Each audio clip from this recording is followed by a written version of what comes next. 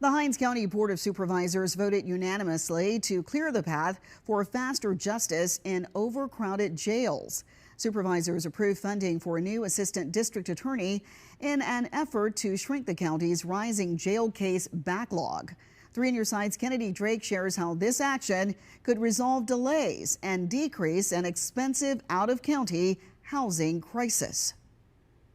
The Board of Supervisors tells us there is currently a severe jail case blockage for detainees in the Raymond Detention Center.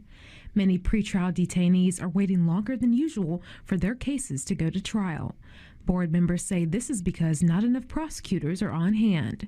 Today, the board voted unanimously to approve District Attorney Brad McCulloch's request for an additional prosecutor to ease the case backlog and help limit overpopulation. County leaders say bringing these numbers down is essential to speeding up justice. It's very important because as of this morning, we have 941 individuals in our detention center. It's costing us $3 to $4 million a year. Not only that, but we're housing detainees in other counties and other parts of the state of Mississippi. Hinds County law enforcement says reversing the surge of inmates cannot wait.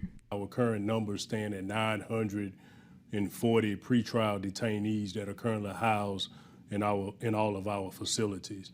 And it's very concerning because these numbers continue to rise, and we need these numbers to decrease with some type of resolve.